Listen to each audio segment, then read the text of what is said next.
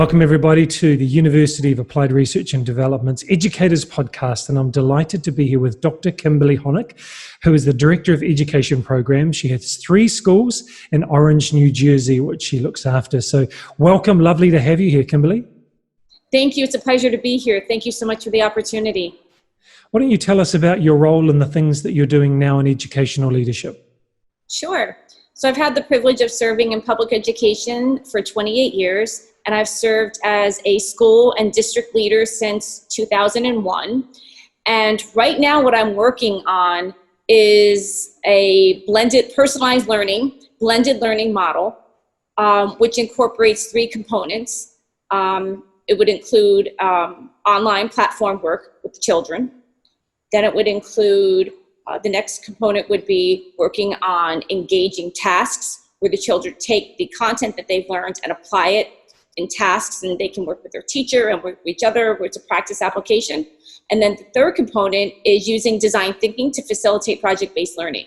And that's where the kids really demonstrate mastery of what they've learned through the creation of projects where they start with empathy and think about what they want to solve for, who they're solving it for, ask a lot of questions, do some research, surveys, that kind of stuff, ideate, develop their prototype, and then present their findings.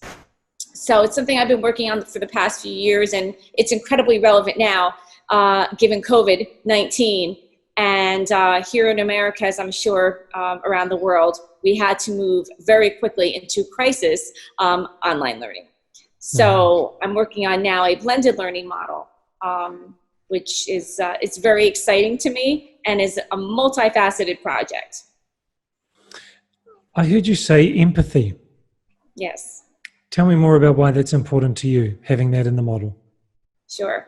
Well, empathy is really important to me for a lot of reasons. My first real connection that I came across with empathy in the delivery of instruction came with my work on Understanding by Design, which is Grant Wiggins and Jay Mattai's model. I am extensively trained in Understanding by Design and thoroughly love it as a unit of study model. So there are 3 stages to Understanding by Design. The first is clarity of content. So that's where we get clear about what we want kids to know and be able to do, identify those performance standards, big questions, big essential questions, big ideas, clarity of content. The second piece is assessment. So we think about how are we going to assess whether the children have mastered the standards and the content that we outlined for them in stage 1. And there is a performance-based component to that, as well as formative and summative pieces. And the third would be your instructional plan, your delivery of instruction. So what are the instructional strategies and approaches that we're going to be unpacking in order to deliver that content? And so as a part of the UBD model, it's called the 6 facets of understanding. And one of the 6 facets of understanding is empathy. And it really gets to the heart of having children experience what it's like to be that or in that, and then fill in the blank content, right? So if we're talking about language arts literacy, it's not just taking a bird's eye view, or I like to say a Goodyear blimp view of the character. It's like, what does it mean to really be that character? And there's a lot of instructional approaches we can take to have kids get that, but it's not a matter of, gee, I feel bad for, or gee, I'm sorry for. That's sympathy. But really getting to the heart of empathy to really understand what it's like to be. So you can take this in any historical context, whether it be the civil rights movement or the Civil War here in the States, or any kind of international study. But it's really getting to the heart of what it is to be, do, have, feel that experience, that character and such. And I fell in love with that, because when I started to integrate empathy into my units of study, and then when I coach my teachers to do that, I found that the depth of understanding was exponential that the children were experiencing. So that's one reason. Second reason is, if you really look at the research, there's 3 bodies of research that I absolutely adore and think is incredibly meaningful and relevant. One is Dan Goleman's work on emotional intelligence. The second is Brene Brown's work. and she has written many books, but I am definitely a huge fan of Brené Brown and her research. And the third is Brian Stevenson, who wrote a book called Just Mercy.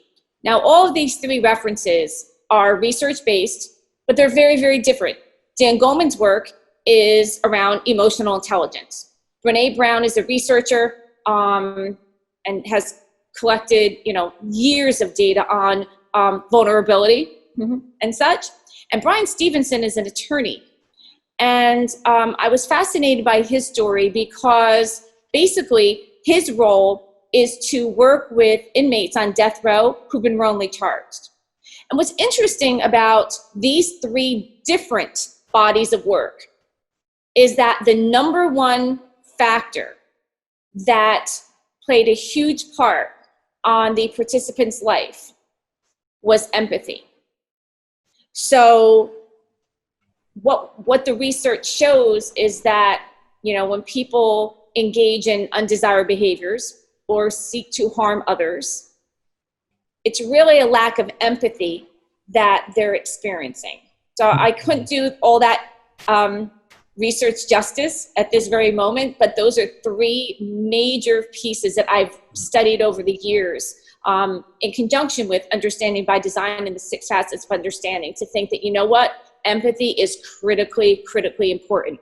It's also explicitly called out in the CASEL standards. So CASEL.org are the 5 competencies of social emotional learning that we work with here.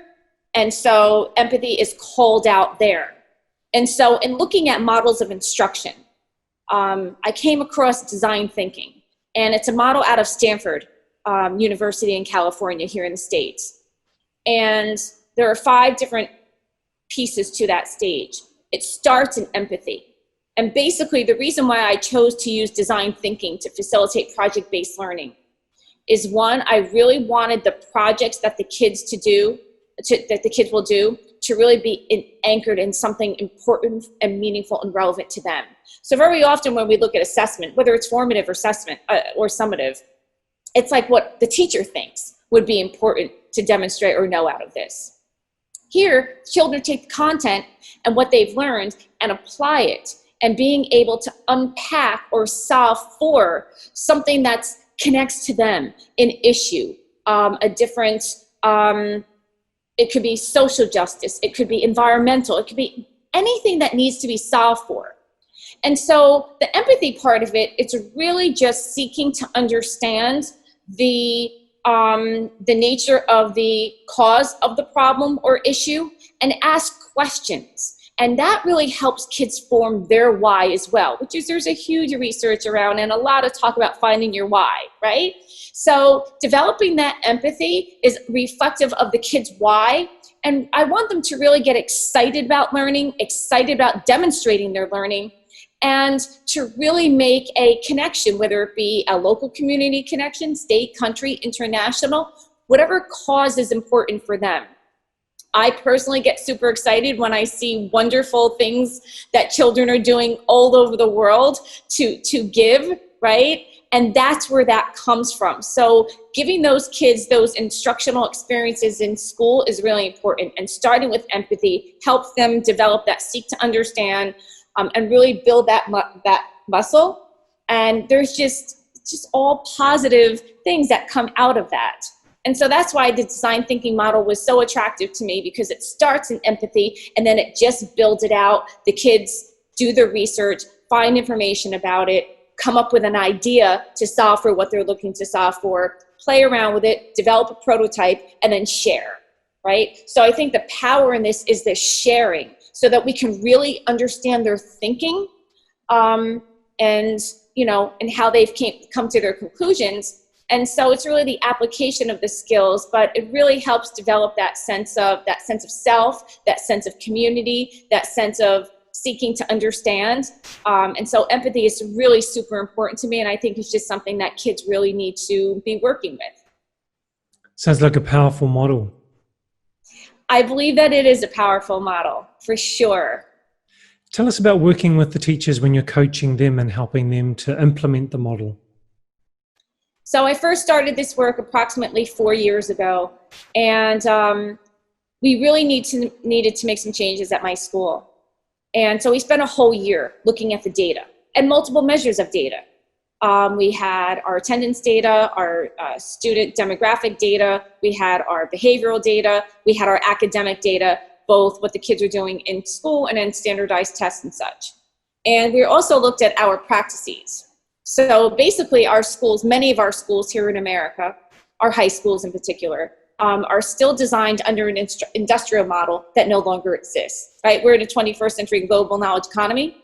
And so I really wanted to make some changes, but I didn't want it to come from me, just from me. Then it would be my thing. It needed to be our thing, right? So we spent a year looking at the data, and I actually did a book study with my teachers. And the book that I chose to do is called The Ends of Average by Todd Rose. And it's an amazing book. It's not necessarily about education. It's about the average in general and where the average started and how the traditional models of education started, how they got to America, and why they stuck, right? And they stuck for so long. But the book makes a clear, compelling argument that basically we really need to think bigger and broader than the traditional average, and that we do need to take a look at our practices. And so spending time unpacking that book, and we met literally every week for an hour after school in our book club. And it was one of the many things that we did to really grow the why do we need to do something different. I knew the what, but I put that off, which is the model I just shared. But I needed to build a solid why we're going to make some changes, knowing that they would be substantial and we would be doing things differently. And it wasn't the children that I was concerned about. This was high school. The children that I was concerned about, it was the teachers and that type of change that we were not only proposing at the time, but very much willing to implement the following school year. So that's where we started with that work. And I invested probably about $30,000 in training the teachers. So the teachers were trained for 2 full days on design thinking model with trainers right from Stanford. And I felt that investing in the teachers' professional learning was going to be I believe in investing in professional capital, okay? So the best thing we can do is invest in our teachers because the research is clear. Great teachers matter, right? And leave a lasting footprint. So also research supports, Joyce and Showers research as a big on this is a coaching model, right? So we wanted to integrate a coaching model in doing this piece. So in order to create the type of learning environment we wanted to see, I knocked down a lot of the traditional high school systems and created new ones. So one was I got rid of the departments. So usually there's an English department, a science department, knocked down the departments, and I created grade level interdisciplinary teams at the high school. So there was a team 9, team 10, team 11, team 12. I did not hire any additional teachers. I used existing staff, changed the schedule, put in professional learning communities that embedded right in the day. So teachers would have the time every day. They had the same time together. And that I wanted to de-emphasize teaching content and focus on teaching children. And in order to do that, I wanted to create a team of caring adults that were solely responsible for that group of children that they were teaching. So on the team were the 4 core content. I had a world language teacher. I had a phys ed and health teacher. I had a inclusion teacher. So that got things mixed up a little bit. And instead of the traditional schemas, we went to that. I changed the schedule. We went from a block to a rotating drop, which was sophisticated, and it had its challenges, but it was a lot of change. I understand. Just the way we organized things were very different. And myself and our vice principals, their priority was just supporting the teachers in this new delivery of instruction. So we started personalized learning with the format I shared before with the 9th grade. and we trained the team 9, and I had one of my vice principals specifically over team 9 to facilitate this model. And that's what we did. And so the kids spent time on their platform, they spent time on their tasks, and then with their projects. We did school-wide projects by grade level. We did actually one of them to start the school year off with this piece. And here's what was fascinating about that. So I will tell you that I was super excited about this initiative.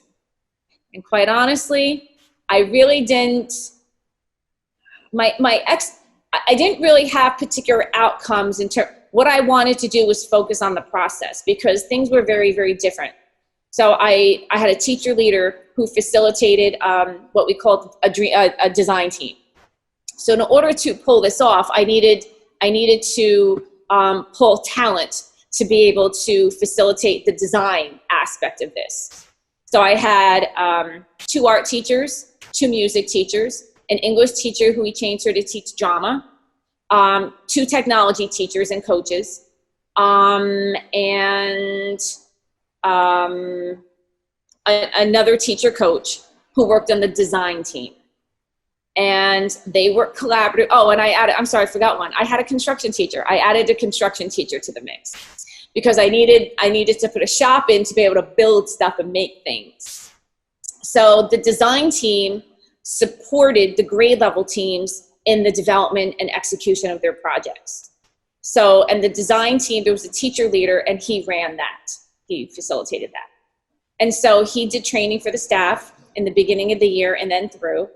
And the teachers developed the process. And it's what I wrote about on my LinkedIn article. I wrote an article on this on LinkedIn. And I was so super excited. And so we did a pre-survey and a post-survey with the staff and the children. And at the end of the first design challenge, each grade had produced its design and the children voted which design they wanted to represent their grade level. So I was super stoked. I was like, yes, this is so awesome. Each one had their, and quite honestly, my special needs students thrived. My self-contained special needs students in the 9th grade won the design challenge for their grade level team. And I'm happy to show pictures and video. I have all this documented. I am happy to share what this looked like. They did an amazing job. And it was truly a grassroots, teacher-driven, it was clearly my idea. I mean, I take ownership of all that. But what was very interesting to me was looking at the post data, the survey data. I looked at it and my jaw dropped. I was shocked about the data that I saw, what my teachers shared. So basically, we embrace the fail forward and fail fast model, right? And it's okay, all that stuff, right? And what I learned is that that's really hard for teachers to embrace. And it may sound great for the kids, but not so much for them. They were not comfortable. They were very uncomfortable being uncomfortable. They're very uncomfortable not being in charge of the classroom. They're very uncomfortable with giving it over to the kids and have them create stuff out of very simple things. They're very, very uncomfortable with that. And what's funny is that in the data, the teachers who were most comfortable were the ones who really prepared and just were able to relinquish the facilitation of the class to the children and let them do their thing, and just serve as a facilitator as opposed to, doing the sage on the stage stuff. And I actually, it was most interesting. Some of my teachers said this was the most horrible thing ever. Literally, when I said what went well, right? Nothing went well. It was crazy, right? And so I put together, and I'm happy to share this, I put together a PowerPoint for a faculty meeting. And the PowerPoint started with fail forward, fail fast, 3 or 4 slides of those kind of fail forward quotes. So I said to them, when you see these three, slides, when you see these quotes, what comes to mind? We had an open dialogue. Oh, this is great. We should give the kids, great, great, great. I said, it's very interesting you feel that way about the children and this concept, but you don't embrace that for your own practice. And I said, basically, I said, you guys were so hard on it. Design team thought they were a complete failure. I thought they rocked it, right? They were so hard on themselves. And they were hard on each other. And I pulled up the data and I said, nothing went well? Like, really? Nothing? Is that really true? And I don't know what they thought. I was like, I am so stoked about this. This is awesome, right? And so it was kind of like a reverse paradigm. And then we brainstormed. I said, well, what can we change then? We've done this once. What do we want to change? And so they felt that doing this school-wide for the first time was a bit aggressive, and that's fine. I go big or go home. So, it's okay. And so what we did was we we asked a grade level team to opt in. So it was team 10. So our 10th grade team opted in for the next challenge. And the teachers ran the challenge with the design team. And it was awesome. If I showed you the artifacts, what the kids came up, like their projects and stuff, they were awesome. And our 9th grade did really, really well with the personalized learning piece. They adjusted very quickly to the classrooms. I took all the desks out. We replaced them all with flexible seating. They had their laptop, conferred with the kids. It worked out really well. So that's a little bit about the instructional design that I've been working on the past few years. I'm working on that now. Actually, the challenge here is the preschool space. So yes, I believe this can be done with 14-year-olds and 4-year-olds, absolutely. And so it was an amazing experience. But that's definitely an instructional model that I'm working on. I truly believe that, spending some time and researching and looking at the data and doing some book clubs with what makes sense, setting the time to get the why done, and then just finding that passion and jagged talent of your staff, because it will emerge when we allow it, and run with it and allow them to play with it. And then it's a good thing to try new things. But my experience is definitely the children are fine. It's the adults that need the support in doing that and using coaching and just, it's okay. It's all good. It's going to work out. So they need some empathy. There's no doubt they need empathy. They need empathy, and they need to know that it's okay to try and there's nothing wrong with that. And that getting out of the box is a good thing. I explained to them, let's look at the, future career trajectories here. I mean, most of the jobs our kids are going to be having don't exist yet. And looking, I pulled up data about I've done the research, what companies are looking for. They want collaboration. They want critical thinking. They want creativity. They want, employees, a team member who know how to work on a team and who can communicate and who can, design and who can, innovate and come up with things. I mean, we're in an ever-changing time. And so where does that start? It can't start post-secondary, education. It's got to start young. And I've had the privilege of visiting schools around the country here in the States that are doing it and doing it well. And so what I did was I took the best of what I saw and learned from the pitfalls of others and rolled it out that way. And, I was and still was so excited about it and am doing it again. So Kimberly, over what period of time was that, what you've just described, the team set up and projects and everything? Over how many years? 2. One planning year. And then 1 implementation year. Changing a schedule, setting up professional learning, doing a reorganization of the way that departments don't work, you do it in a different way. Doing projects, design thinking, or implementing new models. This is something that some people take 10 years to do, over a decade, and phase it in. Can understand why the teacher said it might have been a bit aggressive, but you've got significant change by significant energy and big goals, big, hairy, audacious goals. I just love that. Obviously, your passion for seeing kids get something superb out of their time in school is something that really drives you. It does. The reason why, I've done this Not exactly this design, but I've done this type of work before. So having to move quickly and show results. I was a principal of a school improvement grant school here in New Jersey, which is the bottom 10% of the state. And we received additional funding, and we had 3 years. So I came in year 2, so I had 2 years to meet the BHAGs, big, hairy, audacious goals, right? So I'm used to doing that. I'm used to it. I'm very comfortable with doing things differently, very comfortable with change. I'm very comfortable with opposition. I don't take it personally. And it's not easy work, right? I mean, but one thing I don't do is change direction or redirect if some people don't want to try or do it or such. The reality is that spending some time anchored in the why is really, really important, and being available and listening. I'm in the hallways, I'm in classrooms, I had a mobile desk. So I had the construction teacher, he made me a mobile desk on wheels out of a filing cabinet. I have pictures of that too. So, you have to, yes. So you also have to do things a little bit differently, and you have to be present, and you have to be supportive, but you have to be really clear about the vision. And what I think, I can't even say really helps, because that's putting it mildly.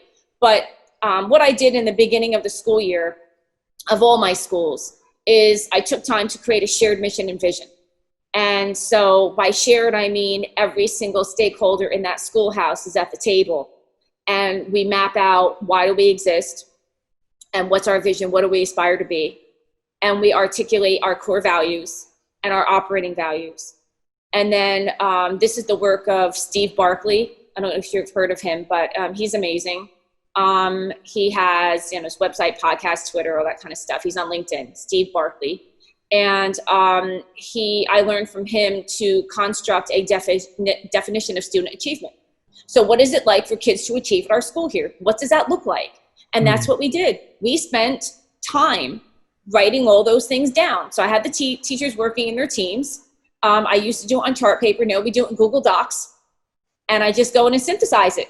And my teachers broke it down into like social, academic, I can share that document as well, what that looks like. So when you have a 6-7 page document of your shared mission and your shared vision and your core values and your definition of student achievement, and then what are the behaviors we need from the children, what are the behaviors we need from the staff, and what are the behaviors we need from the leadership to make that happen.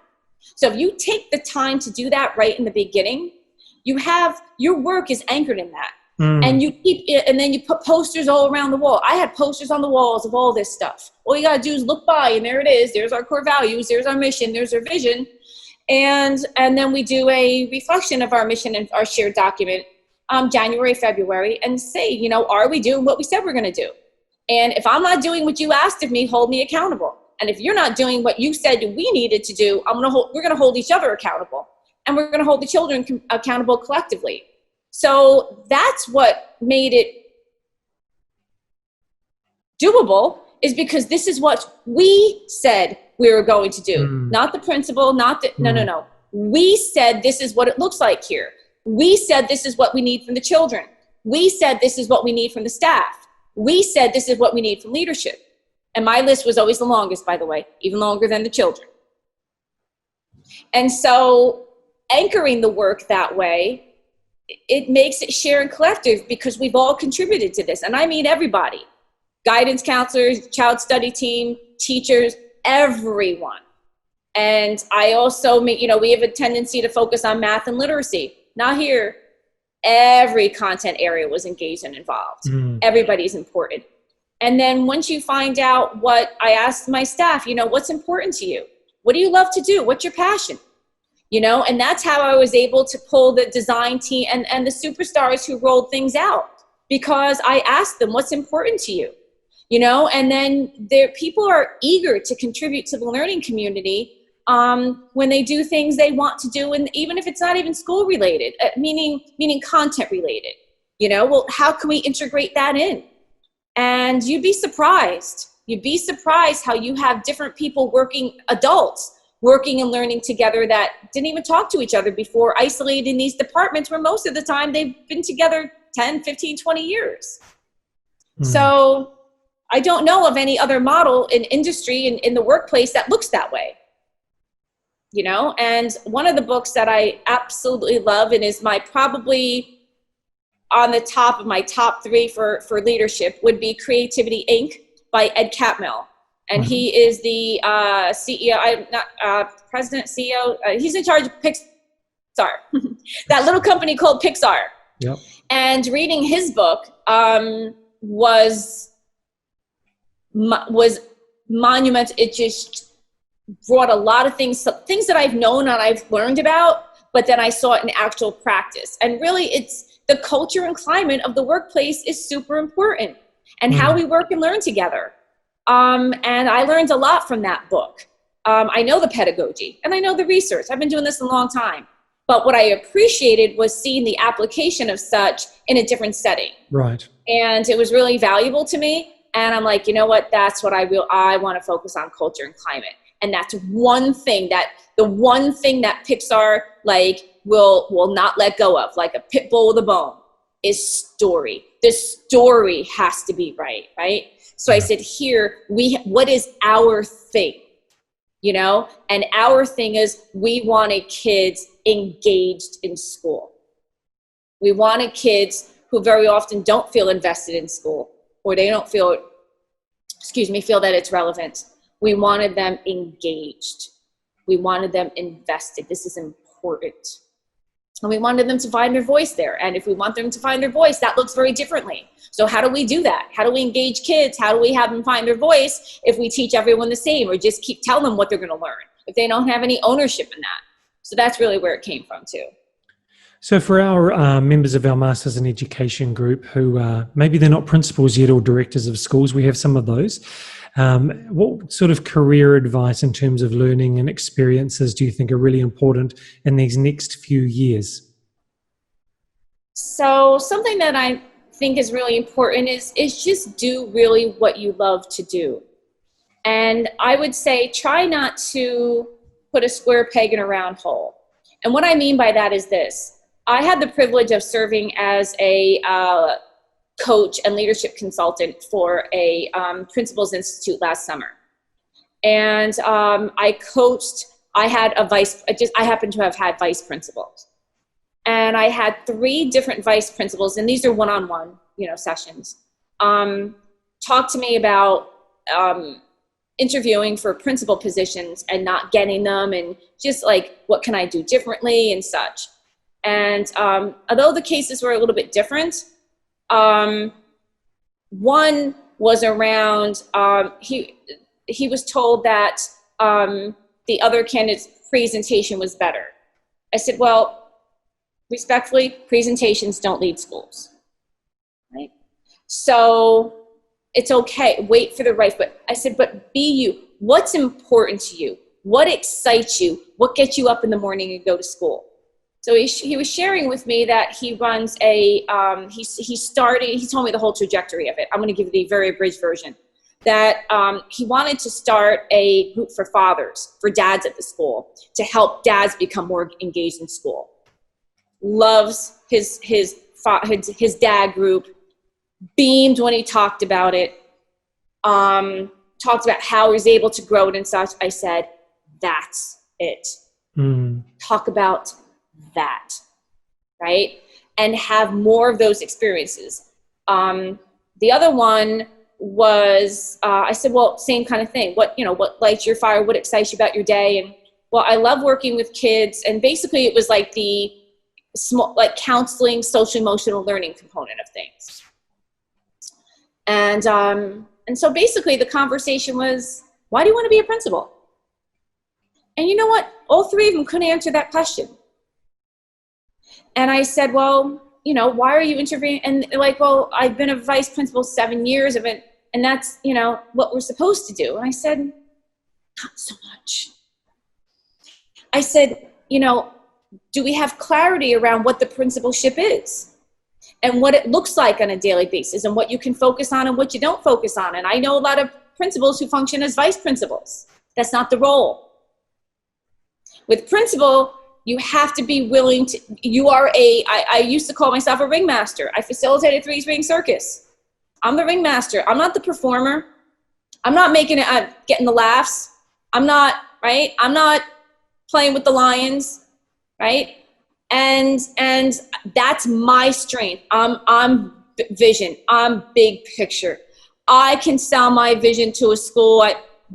I'm good at that, right? I love curriculum and instruction.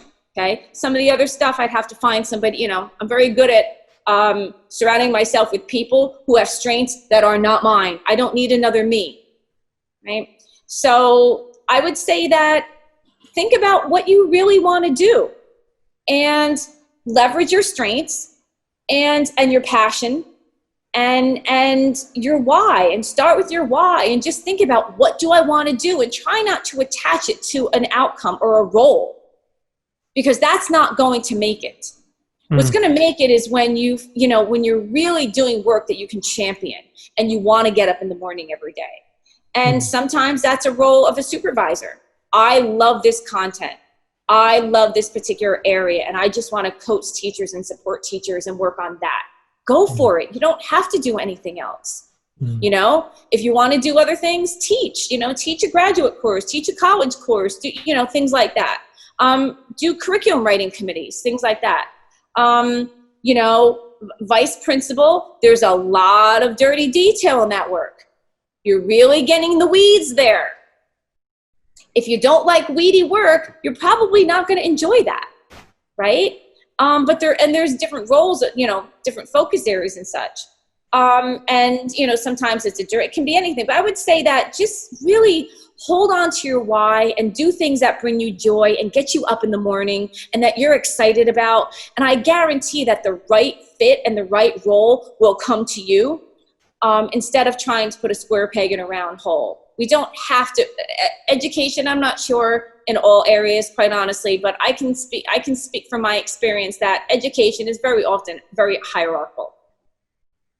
And it doesn't have to be that way. It doesn't have to be that way. We don't have to do something because that's the next step. So it may or may not be. You may skip one, you may double jump one, you may, and it's okay to be where we are. There's nothing wrong with that. I know 2 that I can think of, amazing vice principals, amazing. And they don't want to be principals.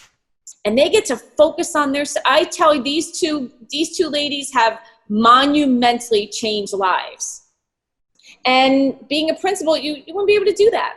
Not say it doesn't happen that way, but not the magic they work. And they have their niche, and, so I would encourage that. I've seen many happy people that way. And I've also seen many unhappy people because they think they should be doing something. Dr. Kimberly, really want to thank you for your time. Thank you.